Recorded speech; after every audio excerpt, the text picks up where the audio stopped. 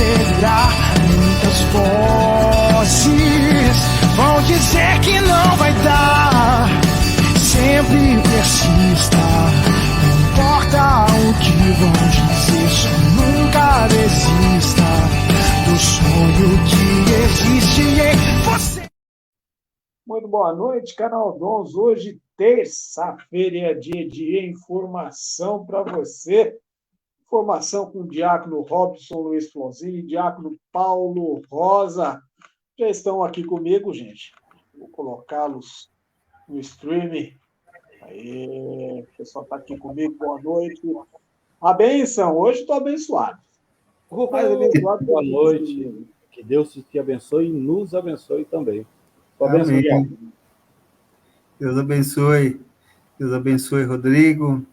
A todos que nos acompanham mais essa noite, uma noite de bênção e graças, onde a gente vai partilhar um pouquinho das riquezas, né, que é o ápice da nossa fé, né? É algo que centra, né, a nossa fé e é a nossa paixão, né? A liturgia é algo muito... É algo que nos impulsiona, né? Que nos faz viver a nossa fé.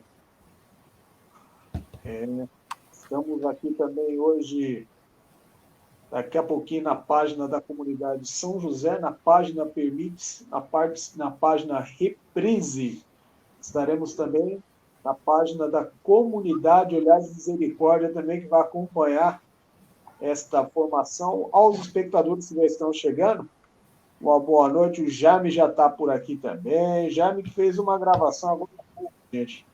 O pessoal, os moradores, né, de rua, ele foi fazer uma entrega das doações hoje, mais um pouco de doações que chegou, ele prontamente ele foi já fazer a entrega, fazer a doação.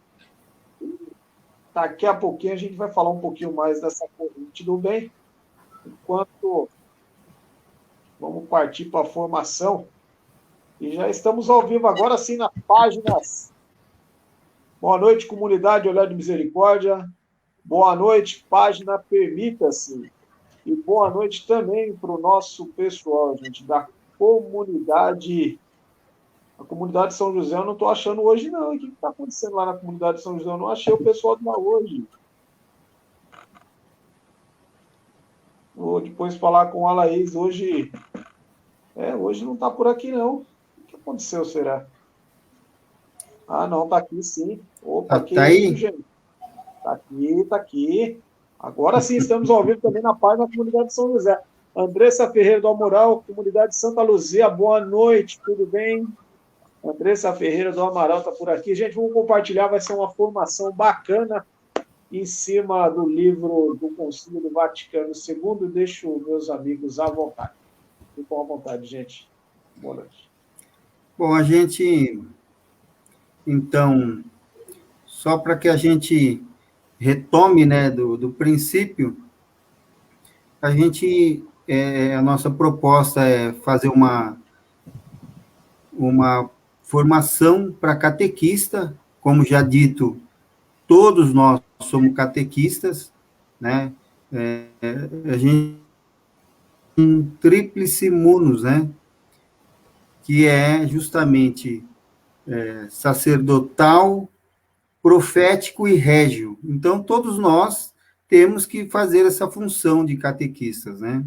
Como introdutores da fé, assim que nasce, né, a formação catecumenal da nossa igreja, os primeiros cristãos, era assim que eles eram formados. E a proposta do Vaticano II é um adornamento, né, uma atualização, olhando para o início, né, retomando suas origens, né? E a gente tem, assim, como uma fonte, né, onde a gente está buscando uma estrutura, um livro que a gente, do padre Humberto Robson de Carvalho, esse livro aqui, ó, ele traz elementos básicos para a formação de catequista, né? Então, a gente segue a estrutura que é apresentada por ele, é claro que a gente vai desenvolvendo, né, o conteúdo. E no comecinho, já na primeira live, a semana passada, a gente falou um pouquinho sobre a questão do Concílio Vaticano, né, que é essa proposta da liturgia atual, né, que a gente vive na nossa igreja hoje, é a nossa teologia atual, é o Concílio Vaticano II. Então, a gente já na primeira live falou um pouquinho da questão do concílio, o que é um concílio, né, algumas diferenças de um sínodo para uma conferência, para um concílio, né, que o concílio é uma coisa universal na igreja.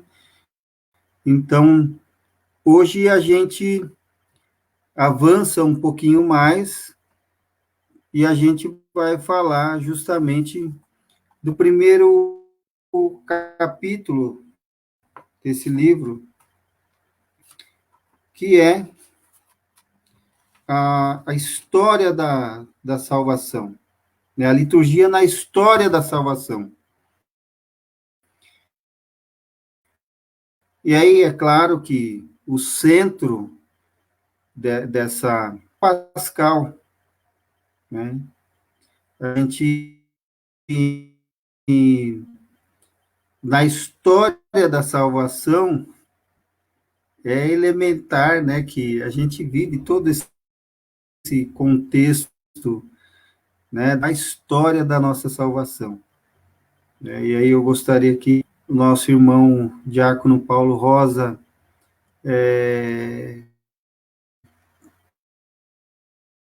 o Tríduo Pascal, trazer para nós, para a gente começar a desenvolver esse tema.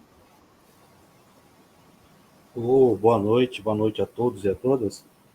Então, como o meu irmão falou, nós vamos tentar fazer essa reflexão. À luz do Concílio Vaticano II, né, a gente tentar viver essa experiência mistagógica dessa grande celebração que se chama-se Tríduo Pascal. Acabamos de viver, há menos de 2 semanas. Estamos ainda no tempo de Páscoa, festa, né?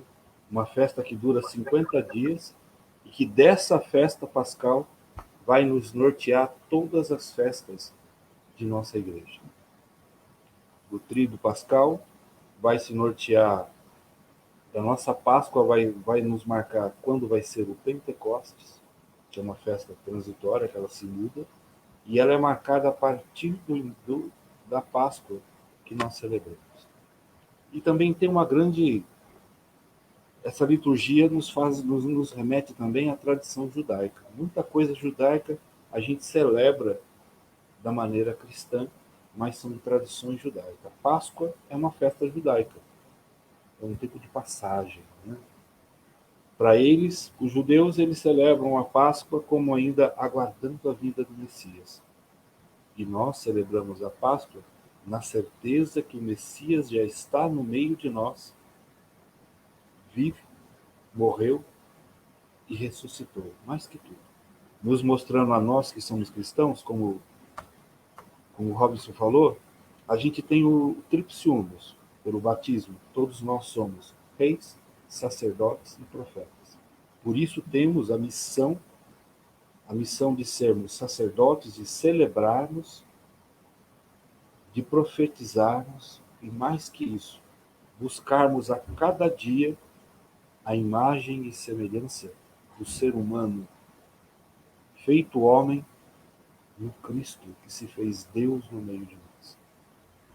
Que na criação a gente vai ver, como acho que eu já cheguei a comentar uma vez por aqui, que lá em Gênesis 1:26, Deus fala: façamos o homem à nossa imagem e semelhança. Começa uma grande celebração, a celebração da vida, a celebração da criação da humanidade e do ser humano. Não só um homem, não só uma mulher, mas uma humanidade. E quando se fala no plano salvífico de Deus, aí Deus já começa a preparar como que teria que ser o plano de salvação. Você vê em Gênesis que Deus usa o plural. Façamos o homem, a nossa imagem e semelhança. Nos faz a gente pensar, nossa, mas se Deus é o Criador de tudo, por que ele fala façamos? Pois no princípio de Gênesis, a gente vê que no princípio era o Espírito que pairava sobre as águas. O Espírito de quem? Desse Deus Criador, desse Deus Salvador, que a gente vai ver no livro de Êxodo, onde Deus vem para salvar um povo.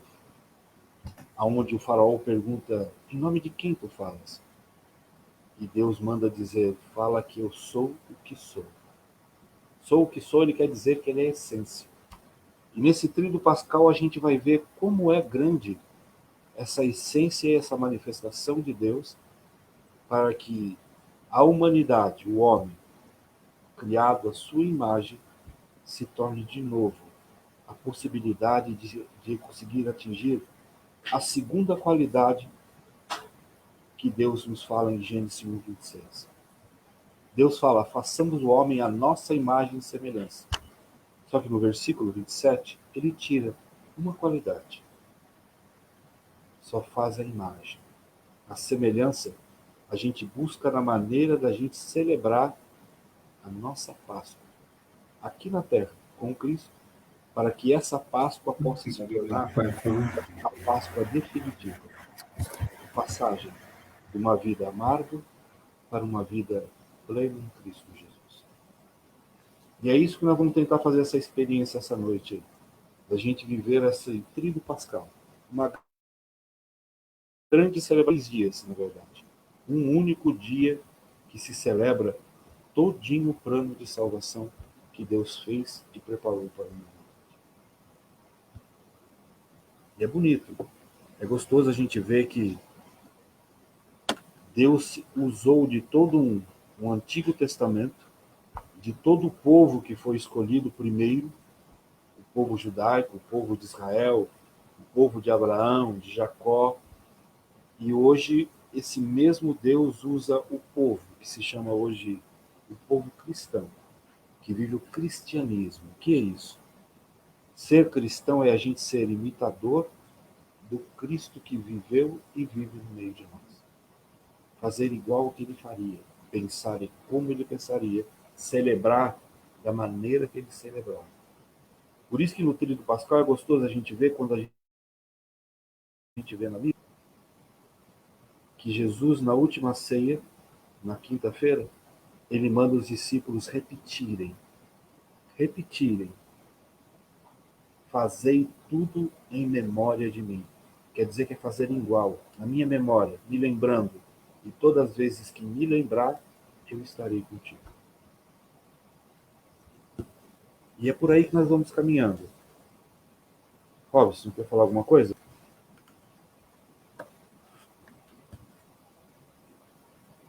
Está desligado o microfone seu. Tá, acabei de ver aqui, estava desligado. Então, e é interessante, quando a gente pensa, né, principalmente nessa missa do sábado de Aleluia, tem muitas pessoas que acham essa missa um tanto demorada, né?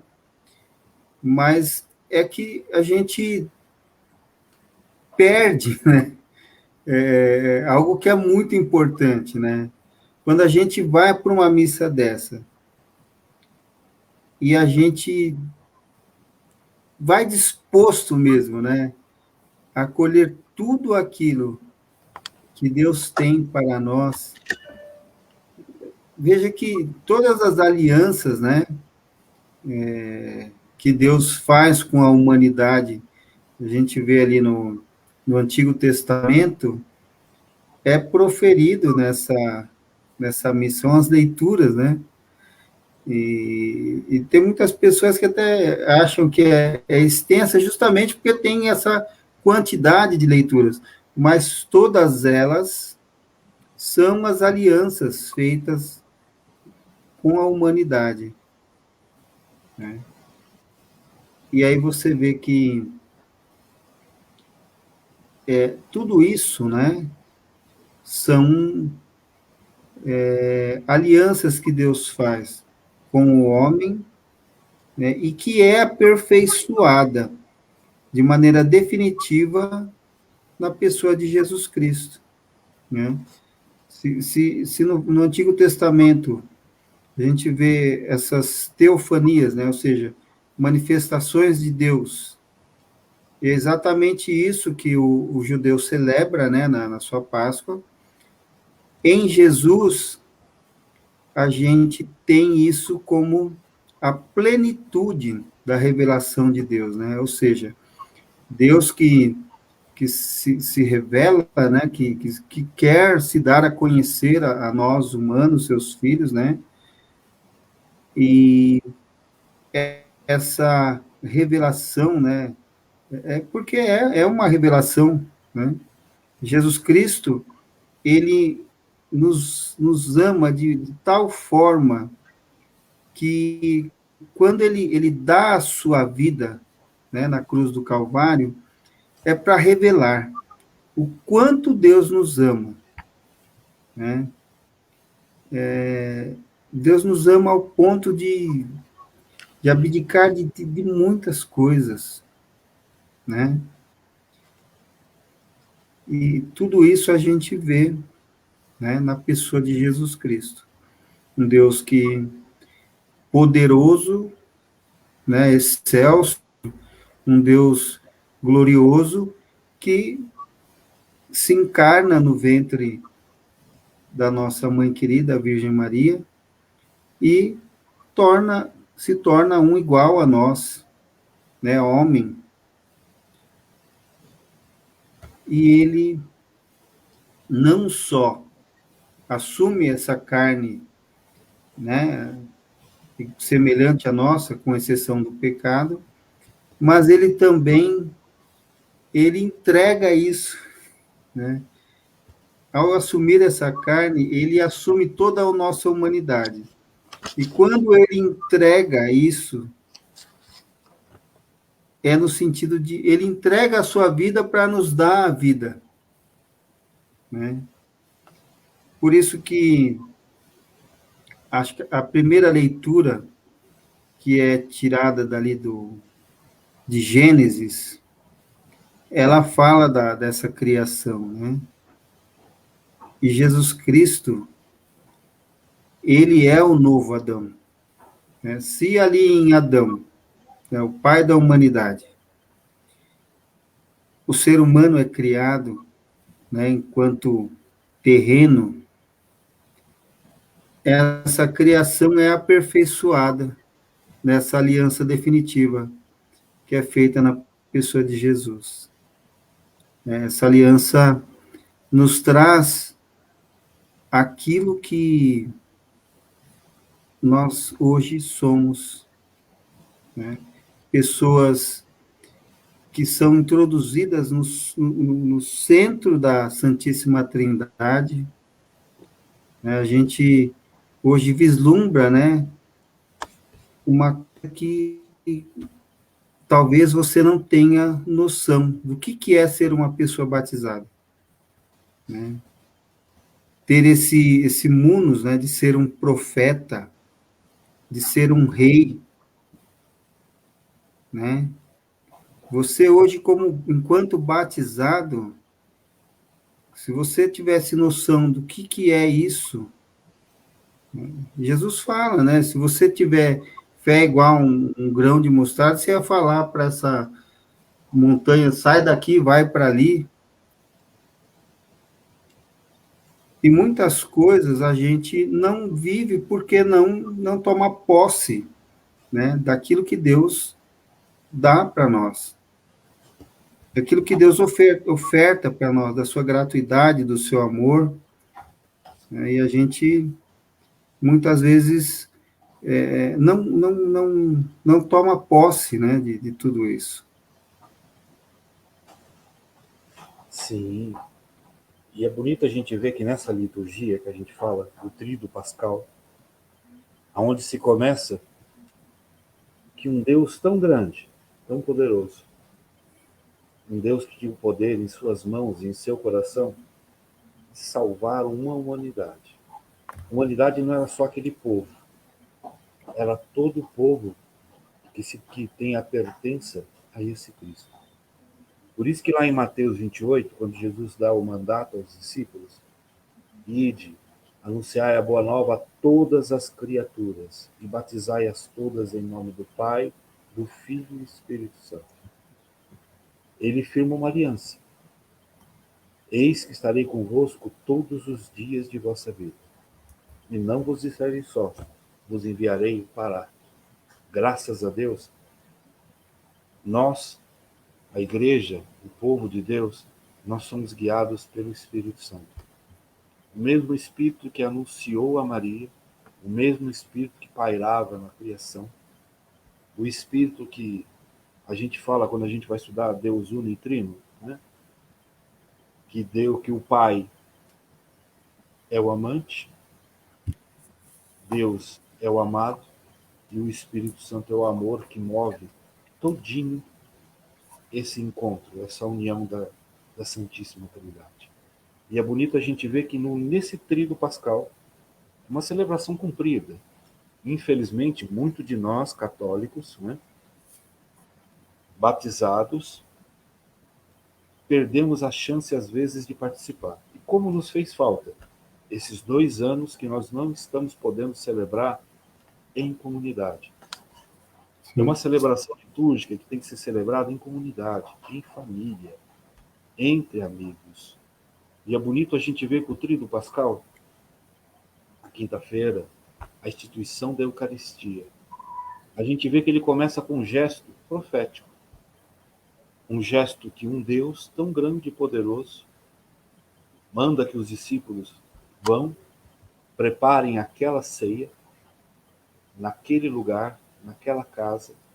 E é bonito a gente ver por relatos que aquela casa, a história nos diz que era a casa de Maria de Jerusalém, a mãe de João Marcos, o autor do Evangelho de São Marcos.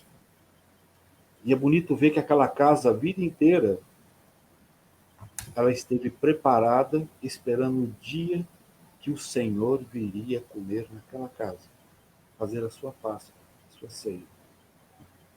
Isso que bonito, se todos nós batizados tivéssemos como os nossos irmãos judeus, que quando celebram a Páscoa, eles deixam uma cadeira para o profeta. Pensou se a gente deixasse na nossa vida um lugar, literalmente, exclusivo, íntimo, para que esse nosso Deus nos governasse, literalmente, para que ele fosse Rei e Senhor de nossas vidas. E é bonito a gente ver que quando começa o Tríduo Pascal, na quinta-feira, uma missa bonita, uma missa alegre, depois de mais de 40 dias sem a gente poder cantar o Glória, cantamos. Mas só que tudo começa com um gesto, um símbolo. Jesus lava os pés dos discípulos. E não era a função dele, ele era o mestre e Senhor. Tanto que no rito da igreja a gente vai ver ele dizer: dizei que eu sou mestre e Senhor, e bem eu dizei, porque assim eu sou. Mas ele veio para servir, não para ser servido. É por isso que a igreja às vezes trabalha tanto na área caritativa, na área da caridade, na área de buscar os excluídos, de ir ao encontro àqueles que estão afastados. O Papa Francisco vive falando, ele falou uma frase bonita há pouco tempo atrás, que ele prefere uma igreja enlameada de andar pelas estradas da rua do que limpa sem evangelizar. E é isso que a nossa igreja é chamada. Por isso esse gesto de lava-pés. Os pés que andaram pelos caminhos, que percorreram os caminhos que o Cristo caminhou. E ele diz, aquele que está limpo, está limpo. E Pedro diz que não vai querer que lave ele. Se não lavar, não vai ter a parte. Quer dizer que a simplicidade faz a parte desse Rei Todo-Poderoso. Que a gente vai ver lá no capítulo de João, Evangelho de João 13, de 1 a 15, onde ele vai narrar esse rito. do lava-pés. João é o evangelho mais novo, o mais novo que nós temos. Aí vem a instituição da Eucaristia, nessa grande quinta-feira, aonde a Eucaristia se torna o centro daquela noite, o centro daquele dia, aonde ele pede para que eu e você e toda uma humanidade celebre daquela maneira, daquele jeito. Por isso que é até engraçado, presta atenção nas missas. Por que será que o padre, quando vai fazer a consagração da Eucaristia, padre que já tem 20 anos, 30 anos, 40 anos de ordenação sacerdotal, que já tem, vamos se dizer, mais de 10 mil missas no currículo, mas mesmo assim ele se atenta a ficar no missal e ler vírgula por vírgula daquela oração, daquele rito. Um rito já tão celebrado, que a gente sabe de cor. Mas a liturgia nos manda que ele tem que ser atento no que está escrito e fazer somente segundo a memória daquele dia. É relembrar ponto, vírgula e exclamações. É instituída uma grande Eucaristia. E é bonito a gente ver que Jesus, que vai dizer que vai e não vai nos deixar só, ele se deixa de novo num simples gesto de pobreza. Qual mesa falta um pão? A gente vê que nos textos bíblicos, Jesus encontra uma mulher no Evangelho e ela diz que ela queria comer as migalhas que caíam daquela mesa. As migalhas. Pois até os cachorros comiam as migalhas. Nossa, é um grande ato de fé. E Jesus se faz presente para nós, no meio de nós, como centro da nossa fé, alimento espiritual nosso, um simples pedaço de pão, trigo e água, nada mais, sem sabor. O sabor é a fé. Muitos acham que a gente é louco, nos acham doido por adorar um pedaço de pão. Para quem não crê, é um simples pedaço de pão. Para quem não crê, é um simples porção de vinho. Mas para quem crê, a fé tem o poder de transformar montanhas, como o Robson falou. Ah, se nós tivéssemos a fé do tamanho do grão de mostarda, essa pandemia já estaria longe de nós há muito tempo. O mal nunca nos colocaria medo, e nem deve nos colocar medo. E essa noite plena de quinta-feira, onde se institui a Eucaristia, e é bonito a gente ver que na liturgia dessa noite, no Evangelho dessa noite, é a noite onde Jesus se institui como pão, como alimento para a humanidade, e ao mesmo tempo ele molha o primeiro pedaço de pão no cálice e dá para aquele que vai entregá-lo. Ah, se a gente prestasse atenção em todos os ritos, é a mesma pessoa que falou que um vinho, que um perfume, que custava 300 moedas, que foi derramado nos pés de Jesus, lá na cidade dos pobres, lá em Betânia, na casa de Lázaro. Ele já tinha tramado de vender Jesus por 30 moedas, 10%. O que alguns cobram por aí de dízimo, 10%. E é bonito a gente ver que Jesus sabia quem era. Ele não falou o nome. Agora nos faz a gente pensar, nessa grande celebração dessa quinta-feira, o que você acha? Uma pergunta que eu tenho. Um dia, se Deus quiser, vou poder ter a possibilidade de chegar frente a frente a esse nosso Deus e perguntar para ele: Mestre, Senhor, o que o Senhor tinha no teu coração naquele momento que molhou o vinho, molhou o pão no vinho e entregou para Judas? Onde os textos dizem, o Iscariote, aquele que iria trair.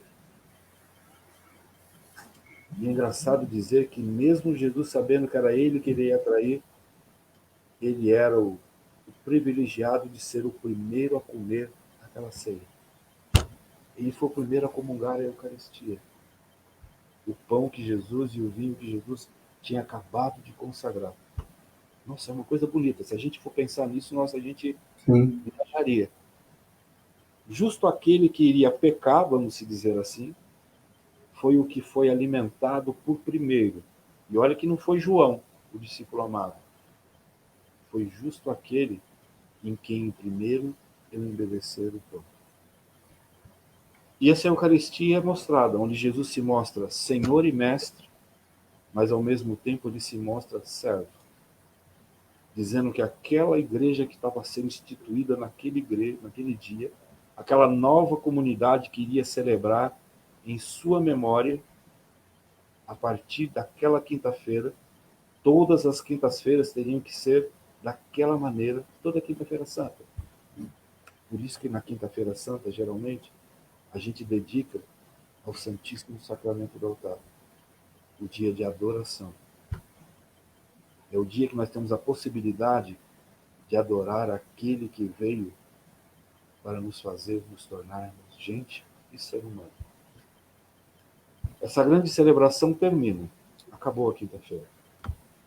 Ela acaba sem despedida, sem bênção final, sem ide em paz, que o Senhor vos acompanhe. Aquele Senhor que se tornou pão é transladado para um outro local, que não é o sacrário que ele fica todos os dias. Todos os anos a gente fazia uma noite de vigília, se revezando. E como era difícil às vezes, né, Diaco? Fazer as escalas para que ficasse cada momento do dia e da noite com gente adorando. Às vezes Sim. ficava os mesmos. E o ser humano às vezes não tem tempo. Mas graças a Deus, o nosso Deus tem todo o tempo para nos adorar e para nos amar. E há dele se a gente chamar ele e nos atender. Falar, Jesus! Ah, se ele não vir correndo. Ele não precisa nem vir. Ele está no meio de nós. Nessa formação, tenho certeza que ele está se fazendo presente. Não estamos falando de alguém harmônico. Falamos de alguém que é real, vivo, autêntico em nossas vidas. É o nosso DNA, que se chama de. E essa E você vê celebração... que Ui, fala, irmão. e tudo isso, né, parece uma coisa... as coisas de Deus, elas são impressas, assim, na humanidade, como coisas providenciais da sua graça para revelar esse mistério para nós, né? Você vê que nem na quinta-feira, né, a gente tem todo esse... E por que a gente faz a vigília na quinta-feira? Porque justamente na quinta-feira, né, que ele vai com os apóstolos lá e ele pede que eles vigiem com ele, né? E eles não conseguem, né? Acabam dormindo, né? Se lá E eles dormissem, né? a sexta-feira, que é o dia da cruz, normalmente, né? Tanto é que na sexta-feira a gente reza o mistério doloroso do terço, né? Meditando justamente, e também é o dia do jejum, né? Tudo isso aí tem uma ligação com o mistério, né? E as pessoas falam, mas por que na sexta-feira que a gente faz? Justamente mortificar a carne tem uma ligação com o mistério sagrado do amor de Deus. Porque você vê que na sexta-feira é onde Jesus mortifica a sua carne para nos dar a salvação. É isso para deixar impresso, né, a identidade de Jesus para nós. E é bonito a gente ver que a história vai se fazendo viva de novo, né? A gente vê nessa noite de vigília, onde Jesus pega os discípulos, vai, aonde ele tem a angústia suprema, onde ele soa sangue, né? Ele passou pelas angústias humanas que a gente passa. Esse mesmo Cristo teve as dificuldades humanas e divinas. Ele sabia a grande luta que ele teria que travar para poder fazer o que era necessário. Não que Deus tenha mandado ele para morrer na cruz. Não. A morte na cruz é a consequência. Foi a consequência da maneira que ele viveu, serviu e amou. Se a gente acreditasse que Deus mandou Jesus para ele morrer na cruz, nossa, nos remeteria a um Deus cruel. E nosso Deus não é cruel. E é bonito a gente ver quando Isaías, os profetas, que Jesus usava muito texto de Isaías. Muito texto do Velho Testamento para dizer que ele era, quem ele era. O bom pastor é aquele que dá vida pelas suas ovelhas. Onde ele diz, eu sou o bom pastor. Onde ele se remete lá naquela pessoa que foi apresentada ao faraó. Eu sou o que sou. Quando ele fala, eu sou, é ele. Ele é o bom pastor. E é bonito a gente ver que nessa vigília, onde nem os discípulos aguentaram ficar, uma noite em vigília. E olha que eles tiveram um tempo para aprender a amar. Né? Para poder vivenciar essa experiência. E Jesus vem uma vez, vem duas, né? Aí entramos nessa sexta-feira. Essa sexta-feira da paixão. Né?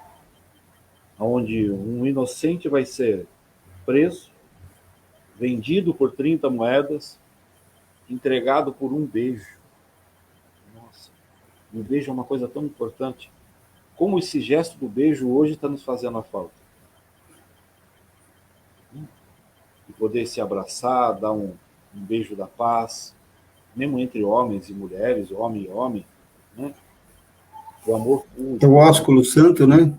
O ósculo santo, o amor profético, né? Como está nos fazendo falta? Literalmente a gente poder se cumprimentar, dar paz um ao outro. Dar paz, às vezes eu não tenho a paz que eu necessito. Né? Todos nós vivemos buscando uma paz. E às vezes conseguimos encontrar a paz no olhar do outro. Isso é uma celebração litúrgica. E nessa Sexta-feira Santa, onde a gente comemora, adora a cruz, nossa, um instrumento de sacrifício, de tortura, de morte, que na verdade a cruz era 2 mortes para um judeu. Primeiro ele era pregado nu, com toda a sua genitália, com toda a sua intimidade exposta. Aquilo era a morte pública. Essa imagem que a gente tem é uma imagem respeitosa, porque Jesus ali na cruz, ele estava nu mesmo, né? E é claro que todas as imagens que são feitas, né, da crucifixão de Jesus, eles colocam, né, algo para proteger as genitais de Jesus. Sim, sim. Mas é bonito a gente ver também que essa imagem da crucificação de Jesus, o flagelo dele é pelos nossos pecados. Ele não tinha culpa. Um rei foi coroado com espinhos, que perfurou o crânio, doeu na alma. E a gente vê quando ele é crucificado na cruz, nos remete de novo lá ao êxodo. Aquele Deus que arrancou o povo que estava escravizado no Egito, prometeu uma terra prometida, Canaã. Para chegar até a Canaã, o povo começou a cultuar outros deuses, fez um novilho de ouro. Lembra dessa passagem? A gente relê ela no sábado. Fez esse novilho de ouro, e ao fazer esse novilho de ouro, um homem tem a coragem de ir lá e interceder pelo seu povo. Quem intercede por nós? O próprio Cristo veio, sendo Deus, para interceder pelo povo que pertence a Ele. E nessa cruz, lá naquela época, lá no Antigo Testamento, Deus manda que se construísse uma serpente de ouro, e todo que olhasse para aquela haste levantada seria curado da mordida das cobras. E agora a gente vê Jesus de novo. Ele mesmo fala isso, Isaías também fala. E esse mesmo Jesus é levantado no local alto, uma haste de madeira. Então a cruz, para mim, para você, ela tem que ser não um instrumento de salvação, de tortura. Ela tem que ser o maior símbolo de amor. No... Pelo outro, pelo amigo, aquele que ama o seu amigo. No número 5 da Sacrosanctum Concilium, ele fala justamente assim, ó, e Cristo Senhor, especialmente pelo mistério pascal de sua paixão, ressurreição dos mortos, gloriosa assunção e ascensão em que, morrendo, destruiu a nossa morte e, ressuscitando, restaurou-nos a vida.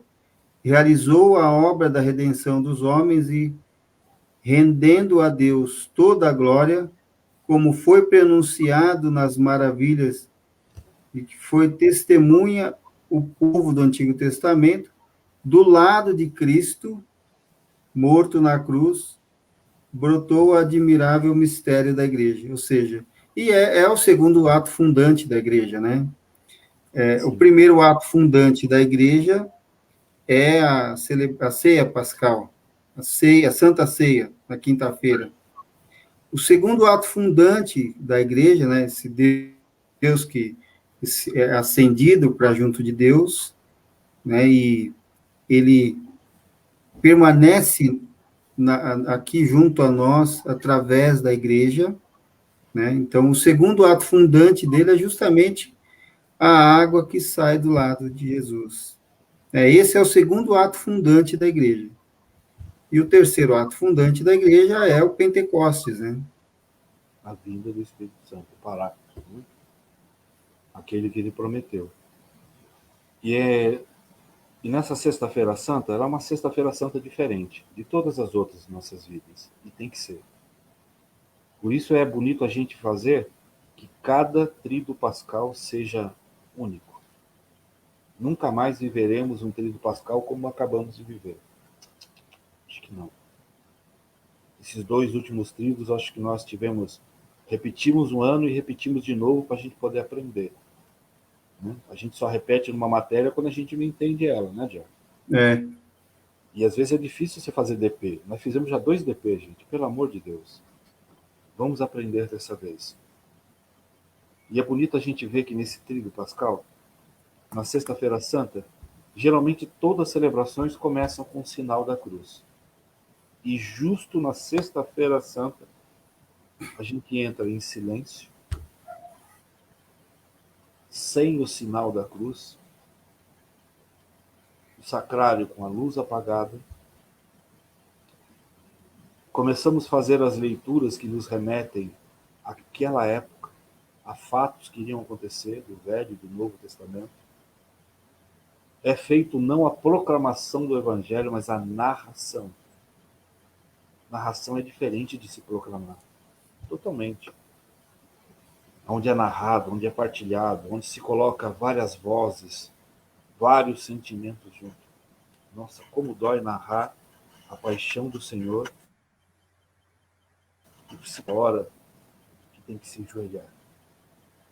Porque ele entregou tudo o que tinha. E é bonito a gente ver que os textos nos falam que, mesmo na cruz, ele diz ainda para Deus. Alguns fazem até as celebrações das 7 palavras, né? Que Jesus chega, eu acho tão bonito quando Jesus chega e fala assim: Pai, perdoai porque eles não sabem o que fazem. Nossa, ele sem força, morrendo, cansado, torturado, e mesmo assim ele ainda lança uma palavra em defesa dos nossos pecados. Que Jesus ele não morreu só pelos pecados daquela humanidade, pelos pecados que nós vamos cometer ainda, pelas liturgias que nós não vamos participar. E Jesus ele vai dando vários passos, várias pistas. Acabando a narração do Evangelho, a gente entra na oração universal. Aí entra uma importância do começo que nós começamos dessa formação, do Concílio Vaticano II. Na oração universal, cito várias orações a vários povos, a vários momentos, a várias situações. E entre elas, tem uma oração que antigamente, antes do Concílio Vaticano II, a gente rezava pelos nossos irmãos judeus. Hoje nós rezamos pelos nossos irmãos judeus, né? Só que antes não se falava irmão, se falava pelos perversos judeus. Nossa, olha como isso. Olha como mudou um pensamento, um concílio. Quem somos nós para dizer que alguém é errado? Não julgai-vos para não ser julgado. E a própria oração do Concílio de Trento até falava de perversos. Não sei se a tradução seria bem perverso. Falava-se perversos. Né? E hoje a gente fala não, rezamos pelos nossos irmãos judeus, primeiro irmãos na fé.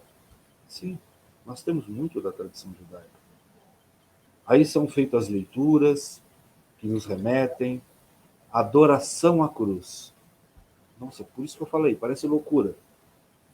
Vamos adorar o instrumento que tirou o nosso Senhor e Mestre do meio de nós. Os discípulos de Maús não entendiam isso. Por isso que Jesus aparece em primeiro para eles, quando eles estavam indo a caminho de Emaús. Se revelam a eles através da história, que eles dizem, nossa, da maneira que ele nos falava, o nosso peito queimava, não queimava o seu peito? E eles voltaram e anunciaram, nós vimos o Senhor.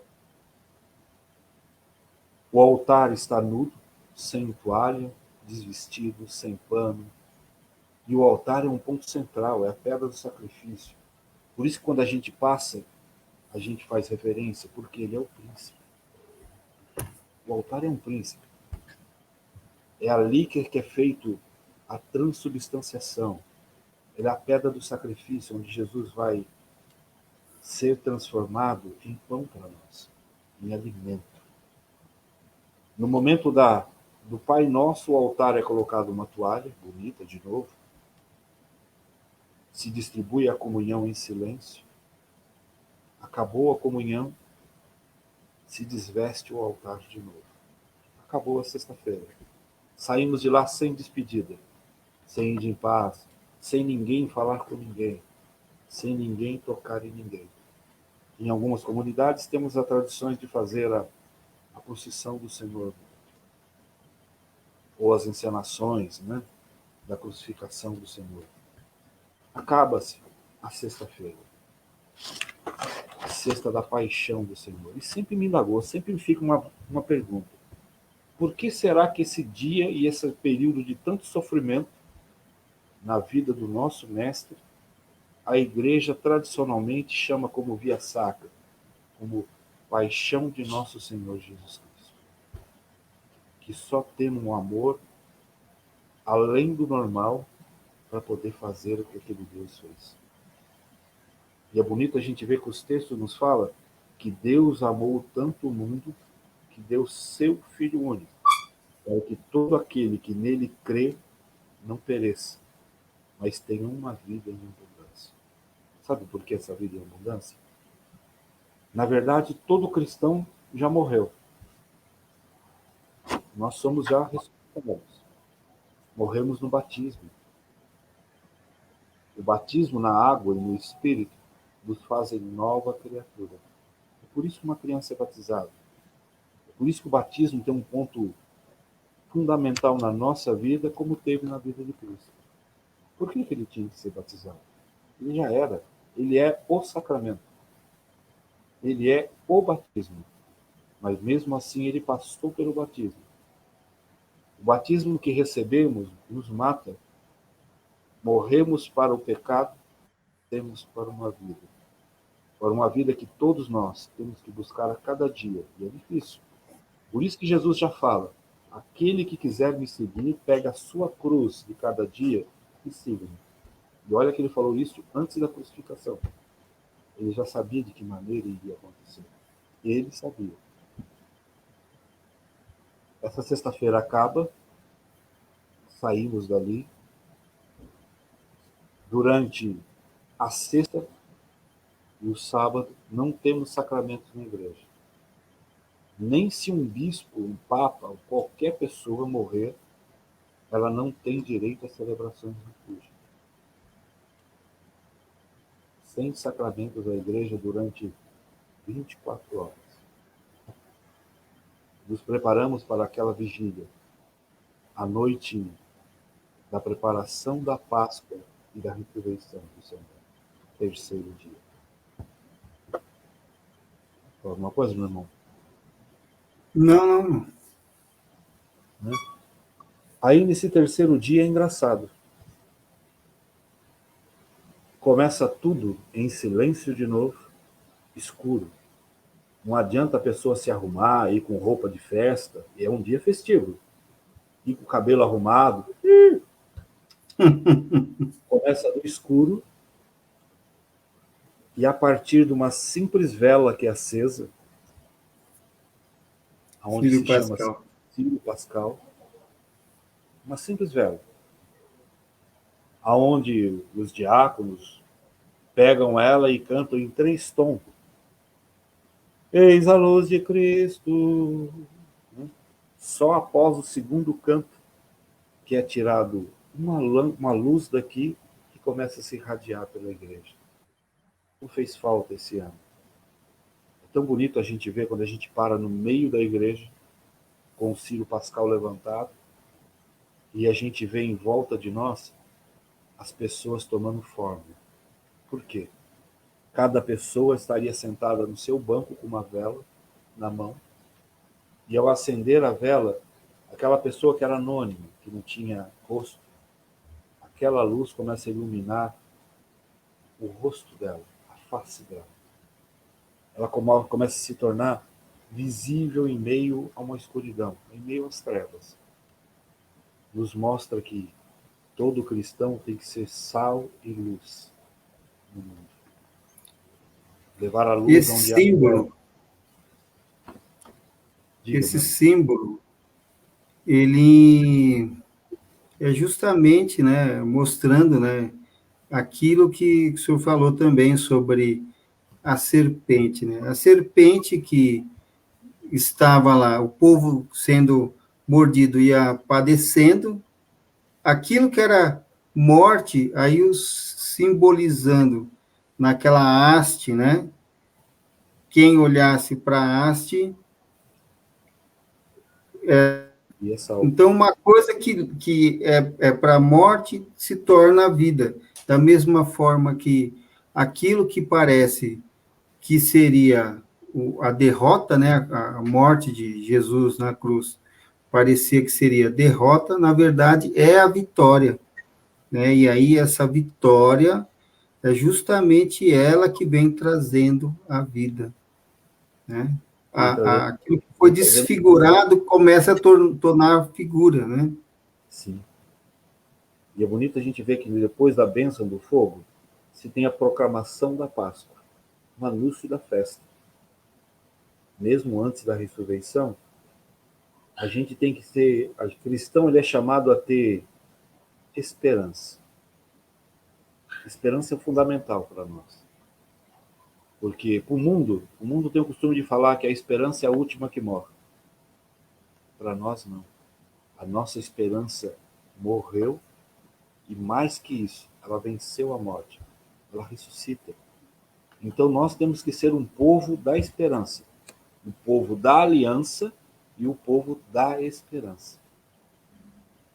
Um povo que, tradicionalmente, o povo judeu viveu esperando essa esperança, a libertação. De tantas vezes que foram cativos.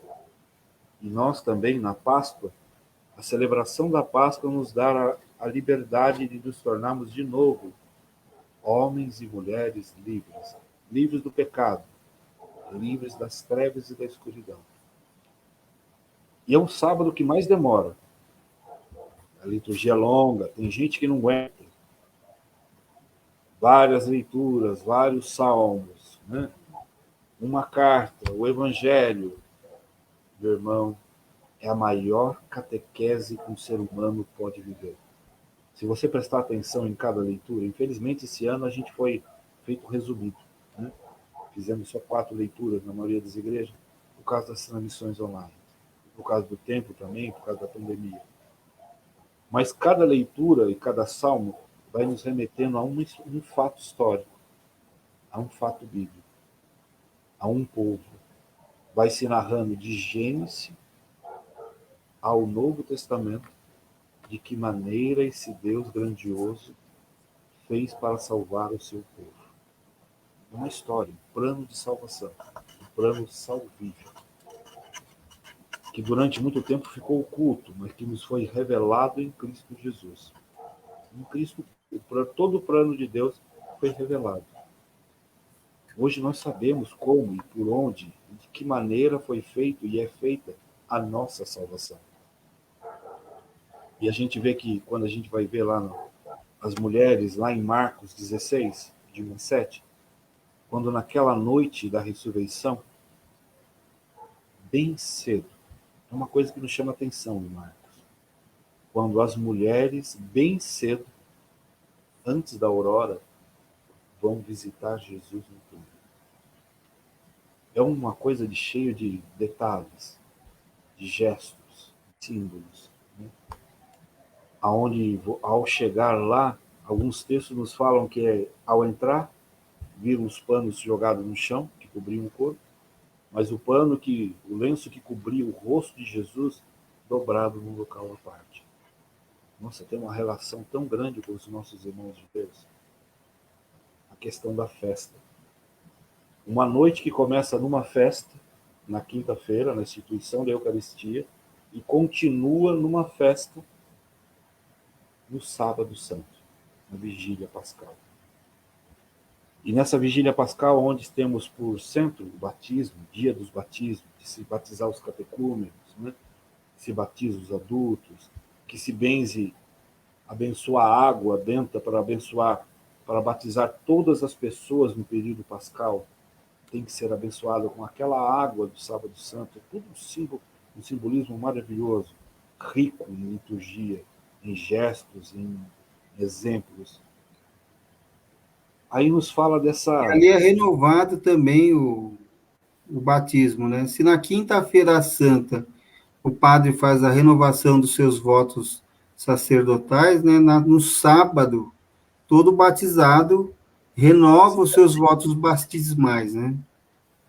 Nós temos a chance de se tornarmos novos, para verdadeiramente celebrarmos a Páscoa. Todo o rito do batismo, todo batizado que você for participar, vá com alegria, porque toda a celebração do batismo nos dá a possibilidade da gente, junto com aquele que está se batizando, também relembrar o nosso batismo e renovar as promessas batismais. Que o mundo às vezes faz a gente sair fora. O mundo faz a gente perder o caminho. Porque Cristo é o caminho, a verdade e a vida. Né? Sim.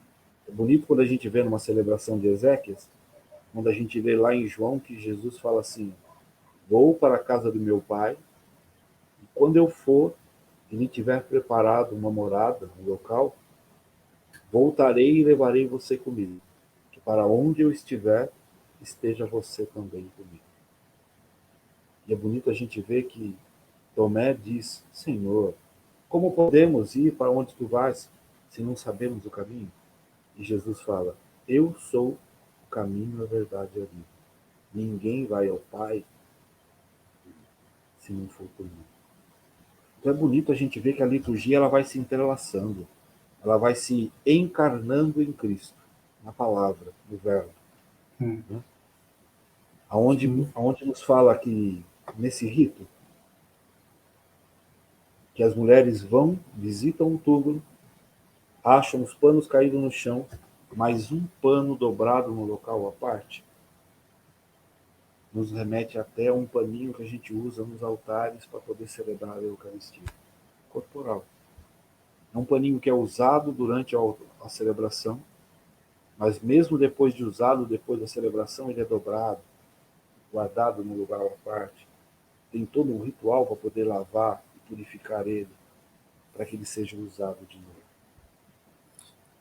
E isso daí também tem uma relação com a celebração judaica também, né? Que a gente vai ver no próximo encontro, né? Nós vamos saber o porquê desse pano dobrado, o símbolo do pano dobrado. E mais ainda, o porquê é pecado faltar às missas. De uma maneira não teológica, de uma maneira prática. A partir desse paninho dobrado, a gente vai aprendendo, a gente vai parar de querer perder as missas. Nem que seja online. Não perca, não. Porque todas as vezes que é feita a consagração da Eucaristia,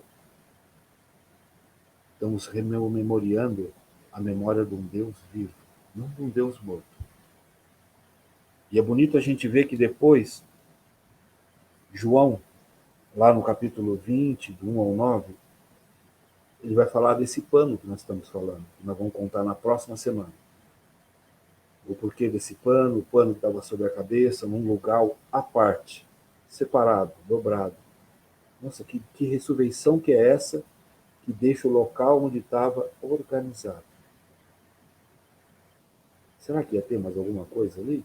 Ou será que ele tinha algo para nos dizer a partir dessa organização que ele deixou no sepulcro? E também é bonito a gente ver que lá em Mateus 28, de 8 a 15, onde ele diz que alegrai-vos. Por isso que nós temos motivo não de viver tristes, mas alegres, porque um Deus todo-poderoso me ama e te ama. Essa ressurreição, morte e ressurreição de Jesus é a certeza de um grande amor. Jesus pergunta para as mulheres, nesse João 28, João 20, de 11 a 18, por que choras? Porque vou para o meu Pai? Nossa, bonito, por que isso? Por que será que a gente chora? A gente chora por qualquer coisa? Você conta o seu choro para qualquer um?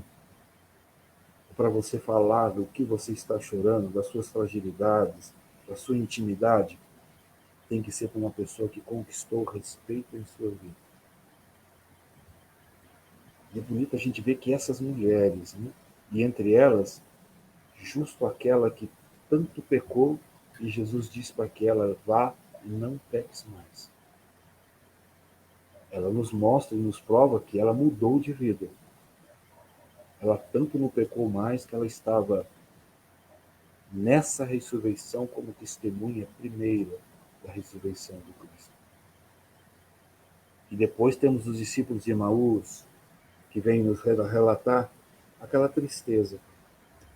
Os discípulos de Emaús, liturgicamente, até a gente pode falar que eles são o povo que vai para a missa.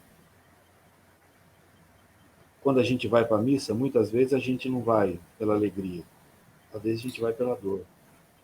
Vai para pedir, vai para agradecer, vai para chorar as pitangas, que seria assim que falaríamos. E os discípulos de Emaús também estavam assim, tristes, abatidos. E tem um link aí também, né, com o capítulo 21 de João, né? E quando os discípulos estavam lá também, da mesma forma lá, consternados com os acontecimentos. Aí Pedro fala, vou pescar. E os outros discípulos também lá, os irmãos lá, iremos contigo. Ou seja, eles estão tão com esse sentimento de perda, né, da mesma forma que os discípulos de Emaús, que eles, quando eles falam vou pescar, esse vou pescar, ou seja, vou retomar a minha vida antiga. Sim, voltar. É exatamente isso que ele está falando. Vou voltar a ser pescador, porque acabou esse negócio que Jesus me ensinou a pescar homem, acabou. Vou voltar a pescar peixe. E os outros discípulos falam também, vou contigo, vou voltar para a minha velha vida. Mas é engraçado a gente ver que esse Deus, ele não escolhe capacitados. Literalmente, a gente sabe que ele capacita os escolhidos. A gente vai ver em vários textos, coitado de Pedro, ele nunca pescava nada.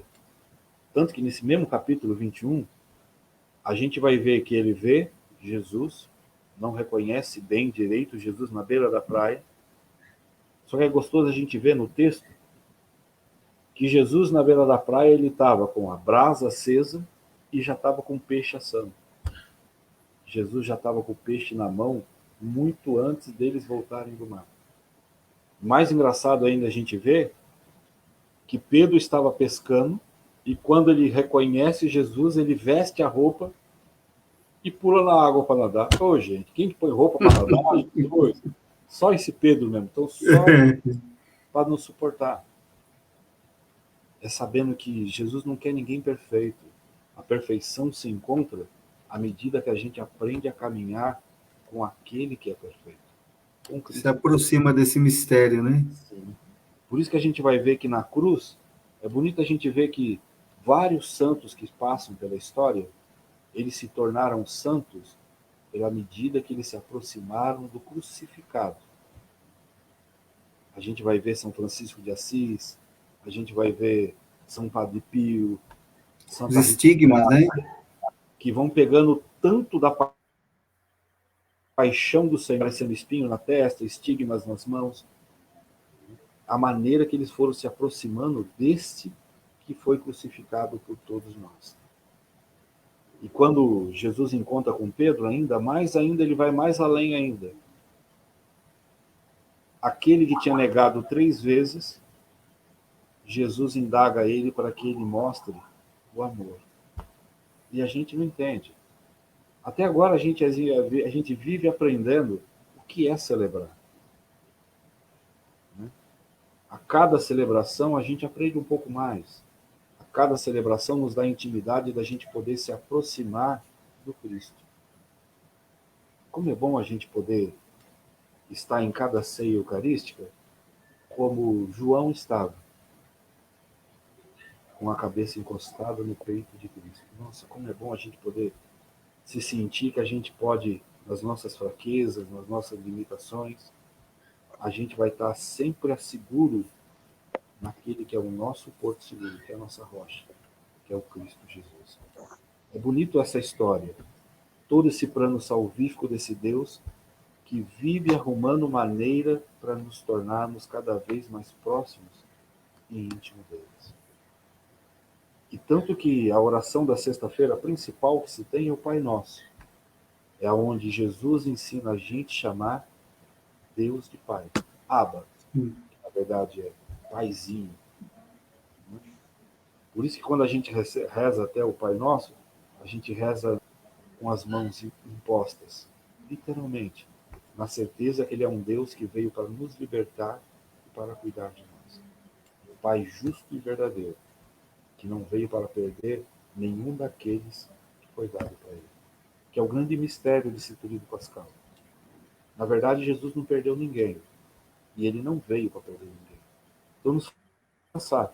Coisas que a gente, uma vez na faculdade, perguntei, e o professor falou assim, ó, marca no caderninho, e quando você chegar lá na frente dele, você pergunta para ele, aonde será que está Judas Iscariote na história da salvação? Ele fazia parte intrínseca ali. Ele tinha que fazer aquilo. Tanto que Jesus falou, vá e faça logo o que tu tens que fazer. Então é bonito a gente ver essa história, que como ela vai se entrelaçando. Aquela que era uma pecadora, uma prostituta, né? Ela acaba se tornando uma testemunha viva da salvação. Aquele que iria entregar e entregou Jesus foi o primeiro a ser alimentado naquela ceia. É bonito a gente ver essa celebração por contexto. O Sábado Santo, se fosse vivido na plenitude, seria a maior catequese de todas as nossas vidas. Sim. O Sábado Santo, ele narra, com todas as suas leituras, com todo o Evangelho, com todos os salmos, cada parte da história de salvação do povo de Deus. E viver isso... Viver isso é justamente fazer aquilo que esse nosso grande exemplo fez, né? Nossa mãezinha querida. Faça-se em mim conforme a sua vontade. Quando a gente se aproxima da liturgia, né, e da Eucaristia, a gente está fazendo esse mesmo faça-se em mim. Né? Com que esse plano de amor de Deus, né, da mesma forma que ela aceitou o plano de amor de Deus e disse sim, faça-se em mim, quando a gente se aproxima da Eucaristia, é exatamente isso que a gente está falando. Se você se aproxima da Eucaristia, você tem que ter certeza que é isso que você quer mesmo. Eu quero que o plano de Deus aconteça na minha vida. Aí ele acontece. Né? E é bonito que quando a gente celebra a Eucaristia, uma oração que a gente faz antes de comungarmos o Cristo, né, dele fazer parte de nossas vidas, de nós nos tornarmos sacrário vivo, isso é comunhão. Um Deus tão grande vem habitar dentro de nós como um alimento. Corre pela nossa veia, corre pelo nosso corpo, né, nos faz ficar em pé. É bonito quando a gente levanta a Eucaristia para entregar para o povo, a gente fala: felizes os convidados para a ceia do Senhor. Felizes os convidados para esse grande festa, para esse grande banquete. E a gente fala uma fala bonita, né? Que era a oração de fé do centurião. Senhor, eu não sou digno que entreis em minha morada. Aqui, ó, na minha casa, no meu coração. Mas se o Senhor disser uma só palavra, Lara, o meu servo será curado. E Jesus diz: que palavra será essa que Jesus vai falar, que vai transformar a minha vida e a tua vida, e a vida do nosso irmão Rodrigo? Que palavra será essa?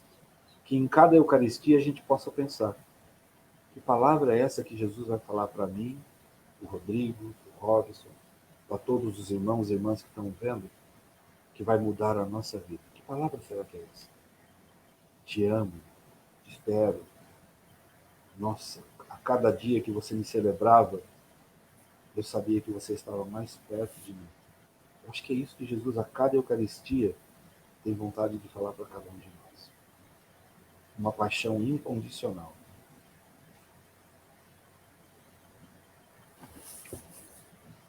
Rodrigo? Vamos lá, gente. Vamos já fazer os nossos agradecimentos aqui. O pessoal comprou nossos temas. Compraram encontro, acompanharam, compartilharam. Hoje batemos outro recorde de compartilhamento, mais de 469 compartilhamentos aqui na rede social. Mais de 500. Então, é sinal que nós estávamos falando era de Deus, hein? Se deu certo, o sinal que era de Deus. Já compartilhou bastante, 469 compartilhamentos. A gente agradece muito a participação. Tem alguns comentários que eu estava observando do pessoal. O Jaime falou boa noite para a gente, a Andressa também. Ela falou que é da comunidade de Santa Luzia. Angela Rosa também participando. E aí, teve uma série de comentários aqui. Eu queria saber por que não aparece aqui para mim agora, mas está aqui no computador, eu faço questão de ler. O Sávio, o Sávio, ele colocou: o caminho se faz caminhando. Sávio, Deus escuta a todos, isso acontece mesmo, mas não desista. O Sávio, ele fez um pequeno comentário para os senhores lerem. Eu não estou conseguindo abrir aqui, mas está na transmissão. Não sei por que eu não consegui abrir aqui. Joelma também está aqui. Quanta beleza e simplicidade das palavras, de forma simples, trazendo a beleza da nossa fé. Ela também falando aqui para a gente. Joelma, o Sábio falou que ele tem um pequeno problema. Ele gostaria de conversar com os senhores em particular, né? Que ele tem uma certa dificuldade nas orações, que ele não consegue se concentrar nas orações. Aí ele falou que gostaria de falar com os senhores em particular. O contato do WhatsApp já está na página. Se ele quiser depois chamar a gente no WhatsApp, a gente encaminha para vocês. Você pode passar. Passa o contato, a gente conversa assim. Né? Pode passar, sim. Regina Célia. Boa noite, Regina, tudo bem? Joelma Marques também, por aqui. Bom, gente, o pessoal acompanhou legal. Semana que vem tem mais, gente, tem mais. Já vai, Marcos, deixa marcadinho na agenda. Terça-feira, 10 da noite. É na terça ou na quarta, gente? É na terça, tá bom? Pode ser. Pode ser. Pode ser terça. Tudo bem? Terça-feira? Tá ótimo. Marcelo Mendes, ótimo. A semana que vem a gente pega um pouquinho dessa história de Israel e a história do povo de Deus de hoje. Aonde se entra essa história? Onde esses planos, né? A gente fazer uma lembrar o Velho Testamento e o Novo Testamento. Eu queria aproveitar também e fazer, assim, aqui no livro do Padre Humberto, ele deixou algumas perguntas que eu gostaria que você refletisse sobre elas e nos encaminhasse a sua resposta. E partilhar, vou fazer você também entrar. Isso, exatamente. A primeira pergunta que ele propõe aqui é a seguinte: o que você compreende por história da salvação? É a primeira pergunta. O que você compreende por história da salvação? Segunda pergunta: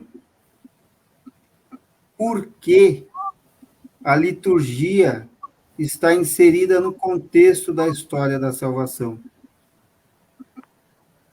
É até bom a segunda pergunta, você meditar sobre ela, porque justamente ela a gente vai trabalhar bastante nesse segundo encontro. Nesse próximo encontro que a gente vai falar, né? Segunda pergunta? Por que a liturgia está inserida no contexto da história da salvação? Foi dado uma boa pista aí com essa história que a gente contou do querido Pascal, né? Foi dado, nós tentamos trabalhar um contexto bom dessa segunda pergunta. Essa história que se faz viva nas palavras, nos gestos, nos símbolos, né? Na celebração. E a quarta, vamos pular a terceira, só a quarta pergunta. O que é liturgia? E indique alguns elementos que você considerou importantes a partir dessa reflexão de hoje. Que é liturgia? O que é liturgia? Indique alguns elementos que você considerou importante desse encontro de hoje. Essas três perguntas. A gente convida vocês a refletir sobre essas perguntas e nos encaminhar aquilo que você refletiu, né, como se fosse uma resposta. Para nós partilhar. E no próximo a gente pode partir daí. Né? Sim. Pode pegar alguns contextos e a gente nos nortear a informação. É aquela coisa, quem quiser responder também ao vivo. E a Rhodes também está disponível, né? Quem quiser responder ao vivo, gente, não tem segredo nenhum. Vou deixar para vocês aqui ao vivo um link disponível para vocês entrarem ao vivo conosco. Todos que estão assistindo podem participar. Andressa, vamos supor, Andressa quer participar?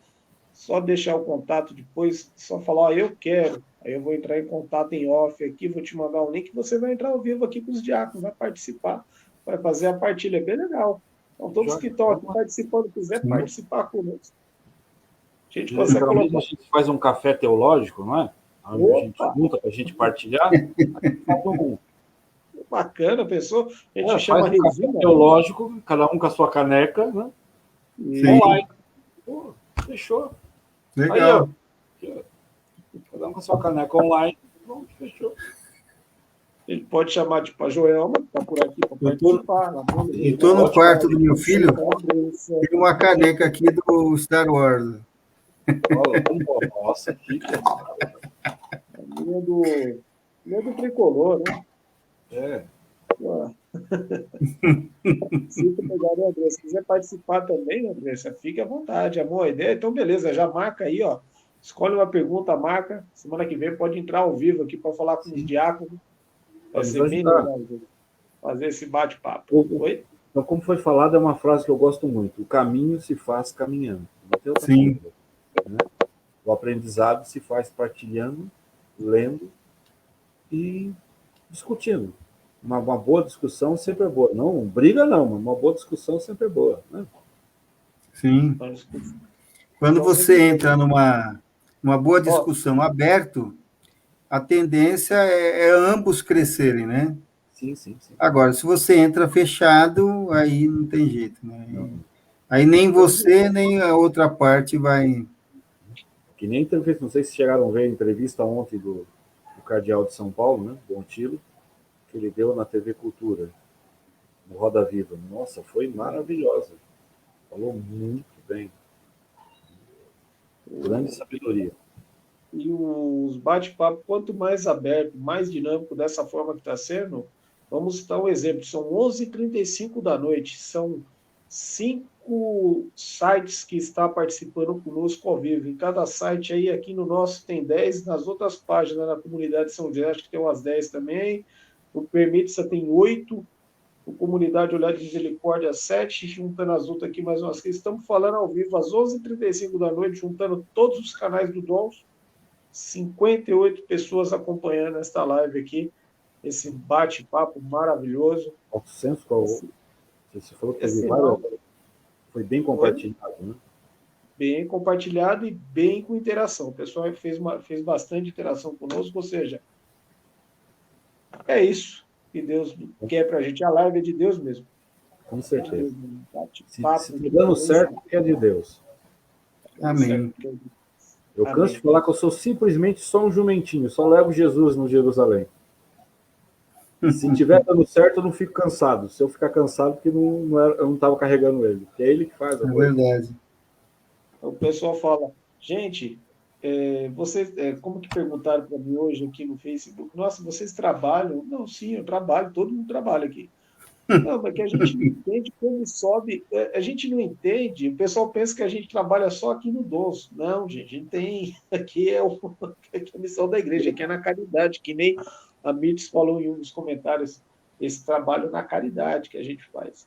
É porque o pessoal fica, como é que sobe tanta publicação o dia inteiro? A gente olha Dons para um lado, Dons para o outro, é banner daqui, foto de lá. Como é que funciona, gente?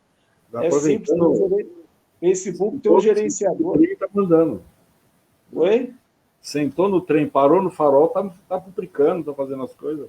E outra coisa, tem um gerenciador que o Facebook disponibiliza que você só programa o horário que você quer que solta a publicação de amanhã. Então, amanhã as publicações já estão tudo agendadas, a gente só solta alguma coisa, a gente só para mexer se pintar alguma coisa no meio do caminho, durante o dia. Mas é assim que vai funcionando. Durante o dia... eu tenho que dar uma lida, tem que ler, tem umas coisas para fazer, tem que trabalhar, tem que ler, tem que fazer as leituras, as meditações, porque que nem amanhã. Vai ter pregação com Martinelli Queiroz, que já deixa o convite a todos a acompanhar sobre fé e esperança e a graça de Deus amanhã, gente. Ó, é sequência, vocês já acompanharam Ninguém Te Ama Como Eu no sábado. Ontem o bate-papo do Solé sobre a Semana da Misericórdia. Hoje essa pregação maravilhosa sobre o Tríduo Pascal, para a gente iniciar esse livro do Concílio do Vaticano II, e amanhã vamos falar um pouquinho sobre fé, graça e esperança com Martinelli Queiroz, uma pregação motivacional bacana. E aí na quinta-feira, para fechar essa linha teológica com o Fernando de Maria, com a teologia espiritual, o Sim que eu dei do Ivan, gente, vai ser na sexta-feira, às 10 da noite, e o Caio Roberto também no Testemunho de Vida Maravilhoso, no sábado às 10 da noite. E essa é a programação da nossa semana. Gente, obrigado. Amém. Deus abençoe. Uma boa noite. E para os senhores encerrarem hoje. Fica com Deus, obrigado. Robson, dá a bênção para nós aí. A nossa proteção está no nome do Senhor, que fez o céu e a terra. As bênçãos de Deus desça sobre vós, sobre vossas famílias, sobre vossos lares, e permaneça sempre em nome do Pai, do Filho e do Espírito Santo. Amém. Glorificai o Senhor com vossas vidas. Ide em paz e o Senhor vos acompanhe. Graças a Deus. Essa é a coisa mais bonita que tem quando acaba. Ide em paz que o Senhor vos acompanhe. É a certeza que nós vamos estar sempre acompanhados com aquele que nos chamou e nos enviou. Boa noite. Obrigado, Rodrigo. Obrigado, eu que agradeço. Boa noite. Boa noite, meu irmão. Obrigado. Amém. Então, os Deus que nos conduz, uma boa noite a todos. Obrigado. Amém.